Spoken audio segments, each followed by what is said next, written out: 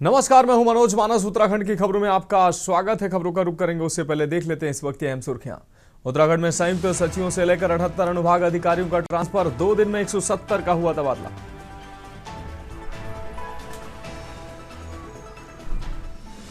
उत्तराखंड में 15 साल पुराने व्यवसायिक वाहनों को फिटनेस शुल्क में बड़ी राहत, सीएम धामी के निर्देश पर आदेश जारी। बद्रीनाथ मंदिर के कपाट बंद होने की प्रक्रिया शुरू, पंच पूजाओं के साथ होता है देवताओं का आगमन। उत्तराखंड में नई बिजली दरों के प्रस्ताव में लगेगी देर, यूपीसीएल ने मांगा 17 दिन का समय। देहरादून में टूरिस्ट वीजा पर भारत आया बांग्लादेशी गिरफ्तार, प्रेमिका रीना संग सचिन बनकर रह रहा था बांग्लादेशी ममून। और उत्तराखंड में अवैध प्रमाण पत्र रैकेट का भंडाफोड़, हल्द्वानी में सोसाइटी के नाम पर चल रहा था खेल। आप देख रहे हैं के न्यूज, खबरों का सारथी। और अब खबरें विस्तार से। हम खबर से बुलेटिन की शुरुआत करेंगे। खबर देहरादून से है, जहां उत्तराखंड बेरोजगार संघ के प्रदेश अध्यक्ष राम कंडवाल ने प्रेस वार्ता करते हुए बताया कि उपनल के नियमितीकरण पर सरकार विचार कर रही है। उपनल का मुख्य उद्देश्य पूर्व सैनिकों को उपनल में लगाया जाए, लेकिन इसके बाद वैकडोर से पूर्व सैनिकों के आश्रितों को दरकिनार करते हुए उनका अपमान करते हुए नेताओं के कहने से वैकडोर एंट्री के माध्यम से अन्य लोगों को रखा गया। राम कंडवाल ने कहा कि उमा देवी बनाम कर्नाटक सरकार का सुप्रीम कोर्ट की बेंच ने ऐतिहासिक निर्णय दिया था। साल 2006 में ऑर्डर जारी किया गया था, जिसमें कहा गया था कि एक बार में उपनल कर्मी, आउटसोर्स कर्मी, संविदा कर्मी नेताओं ने अपने चहेतों को उपनल में लगाने का काम किया, जबकि जो पात्र लोग हैं वह सड़क पर धक्के खा रहे हैं। जो लोग इस समय धरना प्रदर्शन कर रहे हैं वह मांग ये कर रहे हैं कि नियमितीकरण उपनल के अंदर हो, बिना लिखित परीक्षा, बिना इंटरव्यू, बिना फॉर्म के कोई भी सरकारी नौकरी नहीं लगती है। उन्होंने कहा कि बिना रोस्टर और आरक्षण के बिना सरकारी नौकरी नहीं लग सकती है। इससे जो प्रदेश के नौजवान हैं, युवा हैं, पूर्व सैनिक हैं, उनके लिए वैकेंसी कहां आएगी। साथ ही उन्होंने सरकार से मांग की है कि उपनल कर्मियों के लिए एक समान वेतन पर सरकार विचार करे। राम कंडवाल ने कहा कि नियमितीकरण का विरोध उत्तराखंड बेरोजगार संघ हमेशा करेगा।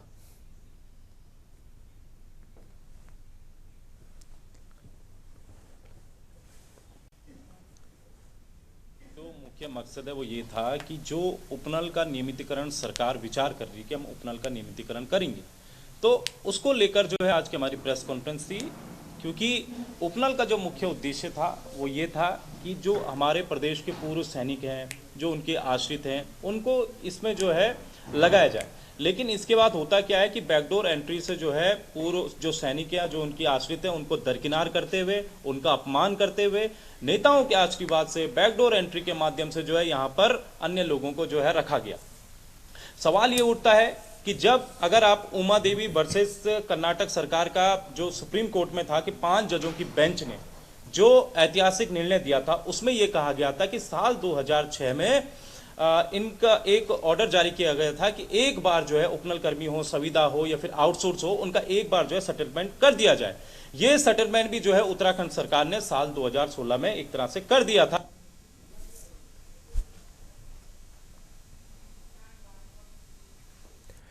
अब बढ़ेंगे अगली खबर की ओर। अल्मोड़ा में सरदार वल्लभ भाई पटेल की 150वीं जयंती पर भाजपा द्वारा पदयात्रा निकाली गई। स्थानीय नंदा देवी परिसर से निकलकर पदयात्रा पूरी बाजार होते हुए शहीद पार्क के शिखर तिराहे पर संपन्न हुई। इस पदयात्रा में शामिल केंद्रीय राज्य मंत्री अजय टमटा ने कहा कि पूरे भारतवर्ष में सरदार वल्लभ भाई पटेल की 150वीं जयंती धूमधाम से मनाई जा रही। इसी क्रम में अल्मोड़ा में पदयात्रा का आयोजन किया गया, जिसमें भाजपा के सभी कार्यकर्ताओं ने और विभिन्न स्कूलों के बच्चों ने प्रतिभाग किया। उन्होंने कहा कि सरदार वल्लभ भाई पटेल ने आपको बता दें, अनेकता में एकता का नारा देकर देश को एकता के सूत्र में बांधने का काम किया और स्वाधीनता में सरदार वल्लभ भाई पटेल का बहुत बड़ा योगदान रहा। ऐसे महापुरुष को आज पूरा देश याद कर रहा है। विधानसभाओं से लेकर जिले और राज्य स्तर तक तथा पूरे देश में उनकी जयंती पर यात्रा निकाली जा रही है। उनकी 150वीं जयंती के अवसर पर अल्मोड़ा में भी यात्रा निकाली गई और उनको याद किया गया। हम लोग बहुत ही सौभाग्यवान हैं कि सरदार वल्लभ भाई पटेल जी जिनके मार्गदर्शन में देश को एक करने का, देश की सारी रियासतों को, विरासतों को एकजुट में बात करके देश के स्वाधीनता को और मजबूत करने में जिनका योगदान रहा है, ऐसे सरदार वल्लभ भाई पटेल जी के 150वीं जन्म जयंती के शुभ अवसर पर पूरे देश में अपनी यात्राएं चल रही हैं और तिरंगा यात्रा के साथ साथ सारे लोग इसमें शामिल हैं। सरकार, केंद्र सरकार, राज्य सरकार, सभी राज्यों की सरकारों में इसने भागीदारी की, आम जनमानस भागीदारी कर रहे हैं।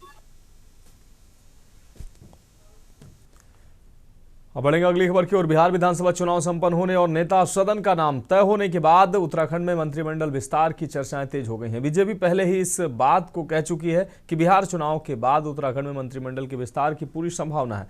ऐसे में अब जब बिहार के चुनाव संपन्न हो गए तो ताजपोशी की तैयारी आपको बता दें ताजपोशी भी हो चुकी है, तो वहीं उत्तराखंड में मंत्रिमंडल विस्तार की संभावनाएं भी प्रबल होने लगी हैं। इसके पीछे की एक मुख्य वजह बिहार चुनाव में एनडीए का प्रचंड बहुमत बताया जा रहा है। ये खास रिपोर्ट देखिए।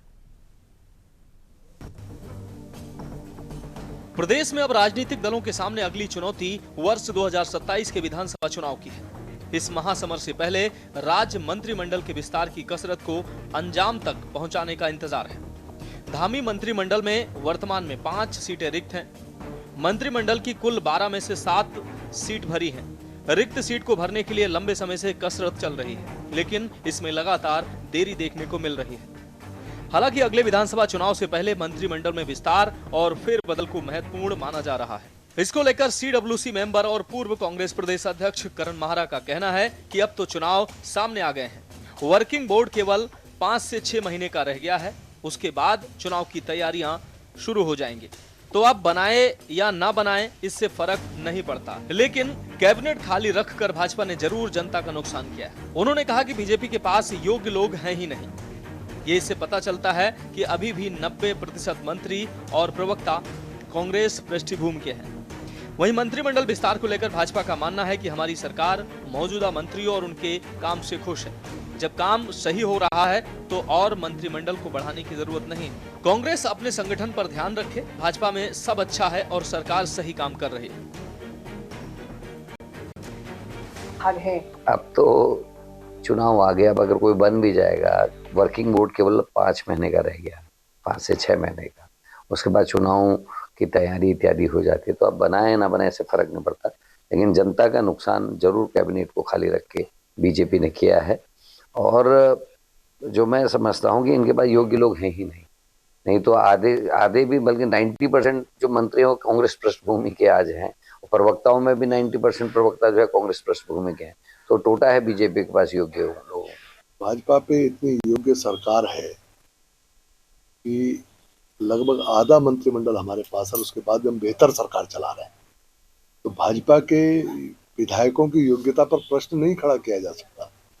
ये हमारी योग्यता ही है कि हम आधा मंत्रिमंडल में भी बेहतर सरकार दे पा रहे हैं, बेहतर परिणाम दे पा रहे हैं। तो हमारी योग्यता पर उनको संदेह नहीं करना चाहिए। नहीं तो क्या ये मानने कि ये 5 मंत्रियों के साथ ही भाजपा आगे 27 में ही जाएगी, इसमें कोई एक्सटेंशन नहीं होने वाला? अगर चले तो क्या दिक्कत है? सरकार 4 साल चली है, बहुत बेहतर सरकार चली है। पिछली बार भी बहुत लंबे समय तक हमारे तमाम मंत्रालय खाली थे, उसके बावजूद हमने बेहतर सरकार चलाई, दोबारा सरकार लाए। आज भी अगर मान लीजिए कुछ मंत्रालय खाली है लेकिन सरकार बेहतर चल रही है, उसमें दिक्कत किसको है? भाई तो हमारे इंटरनल विषय है कि हम सरकार में मंत्रिमंडल विस्तार करते हैं नहीं करते, कांग्रेस को क्या लेना इस बात से? आगामी 2027 के चुनाव से पहले बिहार चुनाव के बाद अटकलें लगाई जा रही थी कि जल्द धामी मंत्रिमंडल विस्तार होगा, लेकिन भाजपा और कांग्रेस की इस जुबानी जंग में अभी तक ये स्पष्ट नहीं है कि आखिर खाली पड़े मंत्रिमंडल आगे भरे भी जाएंगे या नहीं। एक तरफ पदों को लेकर कांग्रेस जनता से धोखा देने का आरोप भाजपा पर लगा रही है, वहीं भाजपा सब कुछ सरकार में चलने का दावा कर रही है। ऐसे में मंत्रिमंडल का लंबे समय से विस्तार न होना आम जनता के लिए कितना हितकारी है, ये आप समझ ही सकते हैं। हो या अन्य किसी राज्य का चुनाव हो, उसके बाद हमेशा उत्तराखंड में कैबिनेट विस्तार की चर्चाएं आकार लेती है।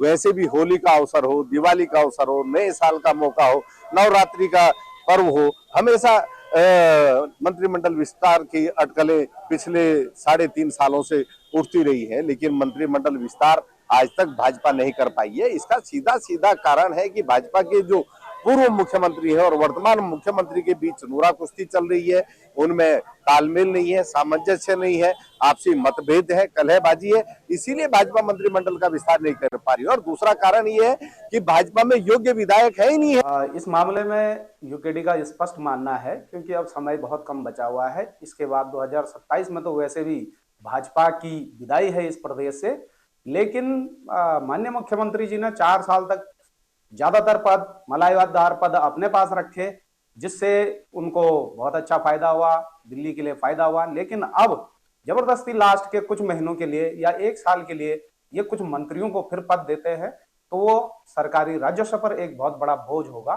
मेरा मानना है। क्योंकि वैसे भी भाजपा विदाई की तरफ है, जैसे इनके काम इस प्रदेश में निरंतर रूप से हो रहे हैं, तो जनता इन्हें निश्चित रूप से इस प्रदेश से विदा करेगी। देखिए, कांग्रेस इतनी क्यों परेशान है और कांग्रेस के वो पूर्व अध्यक्ष इतने क्यों परेशान हुए? वो उन्होंने तो अपना कार्यकाल बिना कार्यकारिणी के गुजार दिया। बिना कार्यकारिणी के उन्होंने जो है पूरे 3 साल तक कांग्रेस के अंदर काम किया। तो मुझे लगता है कि उनको ये कहते हुए शोभा नहीं देता है कि मंत्रिमंडल में कौन बनेगा और कौन नहीं बनेगा। ये माननीय मुख्यमंत्री जी का विशेषाधिकार है और उनको परेशानी नहीं होनी चाहिए। विकास कार्य कोई अवरुद्ध नहीं हो रहे, कार्य हमारे पूरे तरीके से चल रहे हैं और माननीय मुख्यमंत्री जी स्वयं इन सारी चीज़ों के ऊपर मॉनिटरिंग करने का काम करते हैं। तो कांग्रेस को इस तरीके का राजनीति को अपने अंदर थोड़ा सा झांक लेना चाहिए। जिनकी बिहार चुनाव के बाद मंत्रिमंडल का विस्तार किया जा सकता है। इसके बाद से ही बीजेपी विधायकों के दिल की धड़कनें बढ़ी हुई हैं। साथ ही नेता मंत्री पद पाने के लिए दिल्ली दौड़ के साथ ही एड़ी चोटी का जोर लगा रहे हैं। उत्तराखंड में साल 2027 में विधानसभा का चुनाव होना है, उससे पहले मंत्रिमंडल का विस्तार काफी महत्वपूर्ण माना जा रहा है। बीजेपी की रणनीतियों पर बात करें तो साल 2022 में विधानसभा चुनाव से पहले यानी साल 2021 में नेतृत्व परिवर्तन कर दिया गया था ताकि एंटी इनकम्बेंसी को दूर किया जा सके। ऐसे में आगामी 2027 से पहले 2026 में मंत्रिमंडल का विस्तार की चर्चाएं काफी तेज हैं, क्योंकि अगर विधानसभा चुनाव से पहले मंत्रिमंडल का विस्तार होता है तो ऐसे में समय समय पर नेतृत्व परिवर्तन की उठने वाली सुगबुगाहट पर न सिर्फ विराम लगेगी, बल्कि नाराज चल रहे नेताओं को भी मनाने में सरकार कामयाब हो जाएगी, जो आगामी विधानसभा चुनाव में संगठन के लिए काफी फायदेमंद भी साबित हो सकती है। लेकिन विपक्ष मंत्रिमंडल में विस्तार में देरी होने पर सरकार के फेलियर और जनता को धोखा देने की बात कर रहा है।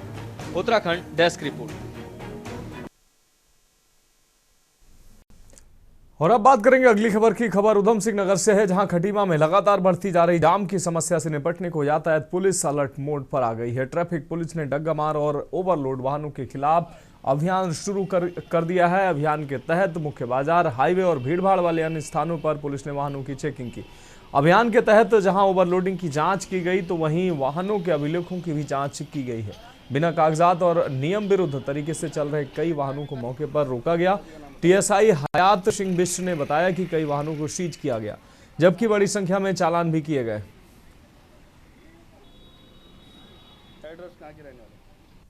जितने भी ओवरलोडिंग वाहन आ रहे किए जा रहे हैं और ये यातायात व्यवस्था सुचारू रूप से चलाई जा रही है। मार्केट के अंदर जो भी अनावश्यक वाहन खड़े हैं उनका चालान किया जा रहा है, सबको अवगत करा दिया गया है और सभी लोगों का इसमें सहयोग की आवश्यकता है।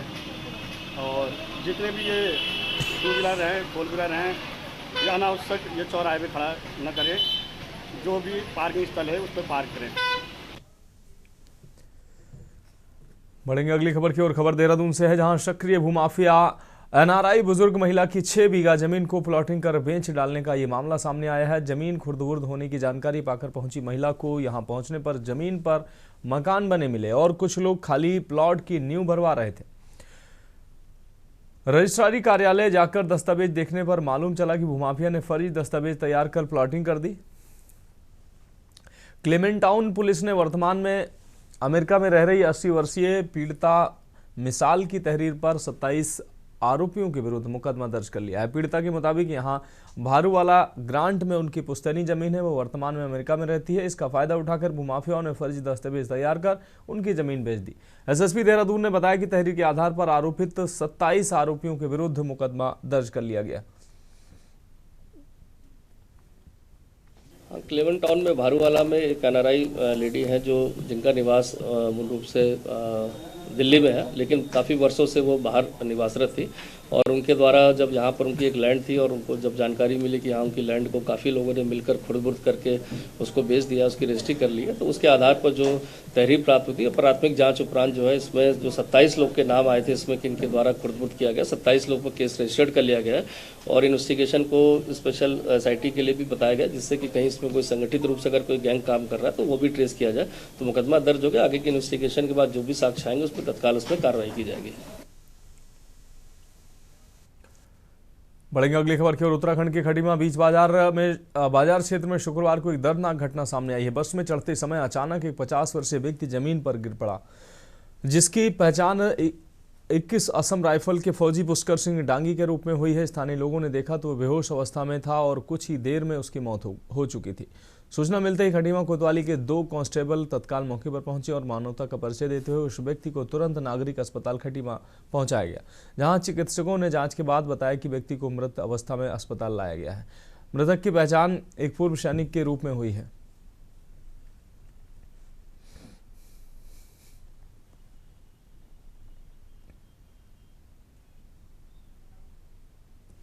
एक 50 वर्षीय आदमी को पुलिस के द्वारा यहाँ पे लाया गया नागरिक चिकित्सालय खटीमा में, एक मृत अवस्था में था और उसके कार्ड को चेक करने पे पता लग रहा है कि वो फौजी है। अब मृत्यु के सही कारण जानने के लिए उसको अग्रिम कार्रवाई की जा रही है। पंचनामा भर के पुलिस वालों को पोस्टमार्टम की कार्रवाई हेतु कहा जा रहा है। हम यहाँ पे खड़े थे, चाय पी रहे थे, अचानक से वो बस में उतार दिया बस वाले ने और इनको अटैक जैसे पता नहीं क्या आया, एकदम वो बैठ गए। उसके बाद उनकी आंखें पलट गई, वो उसी टाइम खत्म हो गई। तो उनको कहाँ ले गए? सांस चल रही है नहीं चल रही है हमें नहीं पता, पर हमने पुलिस को बुलाया तो वो ले गए, अभी हॉस्पिटल ले गए, पता नहीं कहाँ ले गए।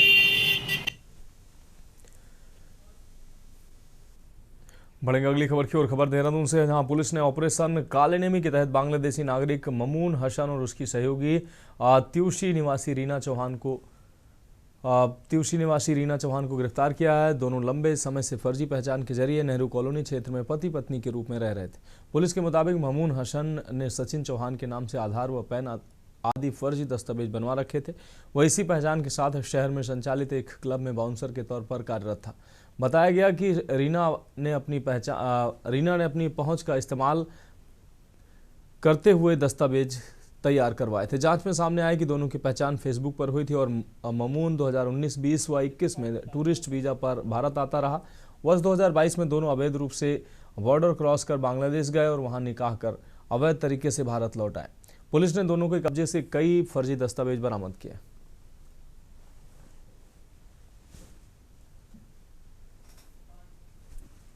ऑपरेशन कालनेमी है, उसमें 3 तरह के फोकस एरिया थे कि इस तरह के जो छदम भेष में, जो साधु भेष में या अन्य भेषों में जो धार्मिक अपना चोला पहनकर और लोगों को ठगते हैं या जो लोगों को खासकर बुजुर्ग महिलाओं और इन लोगों को टारगेट करते हैं, तो उस पर ये ऑपरेशन हमारा लगातार चल ही रहा है।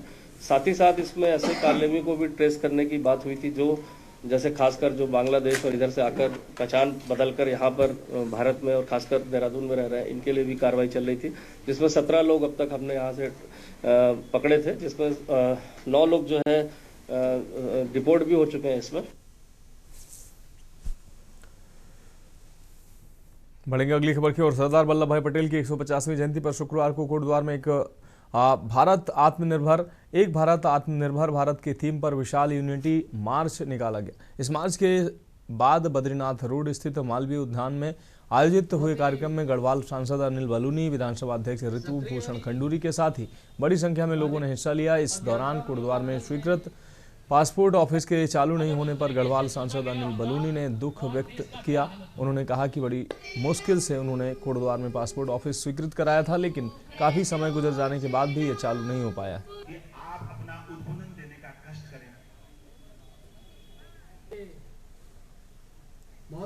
आप लोग पता कीजिए कि क्यों एक साइन के लिए इतने समय से रुके रहते। बड़ी दुख की बात है। बहुत प्रयासों के बाद बड़ी मुश्किलों के साथ कामों को आगे बढ़ाया जाता है। मैंने 12.5 लाख रुपए उसके अपनी सांसद निधि से भी उसके लिए दिए थे, लेकिन वो कहीं अटका हुआ है। उसको जांच आप लोग भी कीजिए, मैं भी कर रहा हूँ। सर एक मुद्दा अब बढ़ेंगे अगली खबर की ओर। आयकर विभाग की intelligence and criminal investigation wing Dehradun की 3 सदस्यीय टीम ने आज काशीपुर में बड़ी कार्रवाई की है। टीम ने काशीपुर कोऑपरेटिव बैंक के हेड ऑफिस पर अचानक छापे मार कर हड़कंप मचा दिया। आयकर विभाग की टीम संदिग्ध फाइनेंशियल ट्रांजैक्शन में कथित खामियों और अनियमितताओं की गहन जांच कर रही है। छापेमारी के दौरान टीम ने बैंक से जुड़े संदिग्ध दस्तावेज अपने कब्जे में लिए हैं और संबंधित रिकॉर्ड्स को खंगाल रही है। कार्रवाई के मद्देनजर बैंक के हेड ऑफिस पर भारी संख्या में पुलिस बल तैनात किया गया है। सुरक्षा व्यवस्था इतनी कड़ी है कि परिसर में मीडिया की एंट्री पूरी तरह से बंद कर दी गई है। अंदर क्या चल रहा है और जांच किस दिशा में आगे बढ़ रही है, इस बारे में कोई भी आधिकारिक जानकारी बाहर नहीं आ पाई है, जिससे शहर में हड़कंप और खलबली का माहौल है। सूत्रों के मुताबिक ये कार्रवाई केवल काशीपुर तक सीमित नहीं है, बल्कि उत्तर प्रदेश के भी कई शहरों में आयकर विभाग की टीमें विभिन्न प्रतिष्ठानों पर छापेमारी कर रही हैं। माना जा रहा है कि ये कार्रवाई किसी बड़े वित्तीय अनियमितता और टैक्स चोरी के रैकेट का हिस्सा हो सकती है, जिसका विस्तार उत्तराखंड से लेकर यूपी तक फैला हुआ है।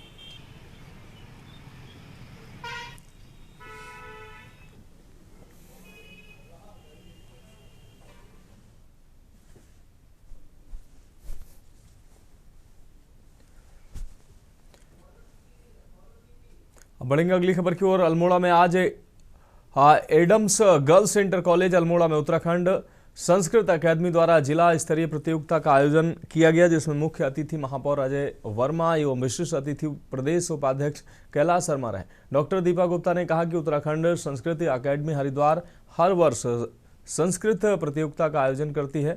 इसी क्रम में अल्मोड़ा जनपद में भी संस्कृत प्रतियोगिता का आयोजन किया जा रहा है। एडम्स गर्ल्स इंटर कॉलेज में आयोजित जिला स्तरीय संस्कृत प्रतियोगिता में 11 विकास खंडों के विद्यालय से बच्चों ने प्रतिभाग किया, जो ब्लॉक स्तर पर जीतकर जिला स्तर पर आए हैं। और उन्होंने बताया कि इसमें 37,800 रुपये की धनराशि आवंटित की जाएगी। आज कनिष्ठ वर्ग की 6 प्रतियोगिताएं होंगी संपन्न हुई, जिसमें नृत्य, नाटक, समूह गान, वाद विवाद, भाषण आदि प्रतियोगिताएं हुई। डॉक्टर गोविंद सिंह रावत ने कहा कि अल्मोड़ा के 11 विकास खंडों से आए हुए विभिन्न स्कूलों के बच्चों द्वारा जनपद स्थित स्तरीय संस्कृत प्रतियोगिता में प्रतिभाग किया गया। और उन्होंने कहा कि इस प्रतियोगिता में प्राप्त करने वाले बच्चे जनपद स्तर पर प्रथम स्थान प्राप्त करने वाले बच्चे हरिद्वार में आयोजित होने वाले राज्य स्तरीय प्रतियोगिता में शामिल होंगे।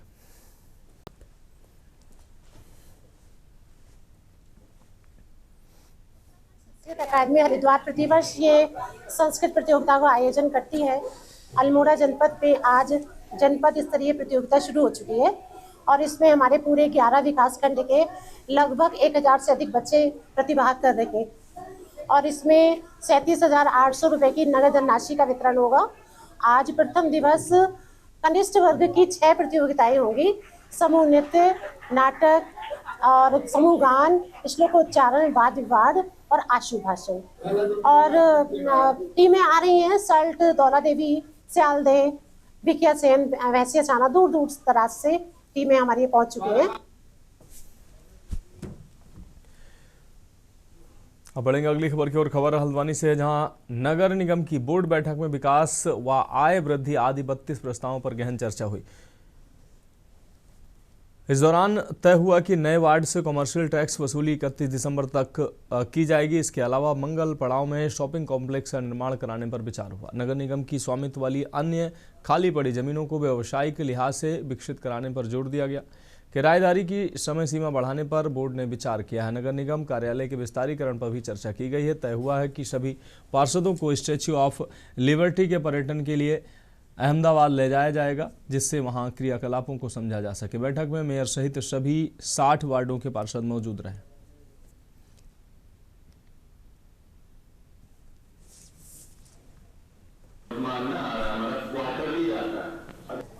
हम पूरे देश में सरदार वल्लभ भाई पटेल की 150वीं जयंती मना रहे हैं, तो उसके लिए हमने एक अंतर्राज्यीय प्रशिक्षण शिविर जो अहमदाबाद के निगम में और उसके बाद स्टैच्यू ऑफ यूनिटी के दर्शन, ये 2 कार्य भी हमने कहा कि सभी 60 पार्षदों के साथ हम लोग वहाँ उसका भ्रमण करके भी इस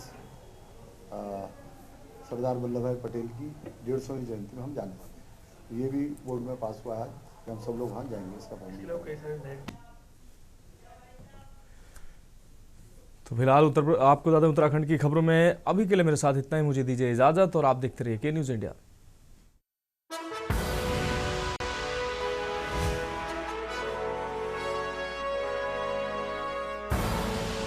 आप देख रहे हैं के न्यूज़, खबरों का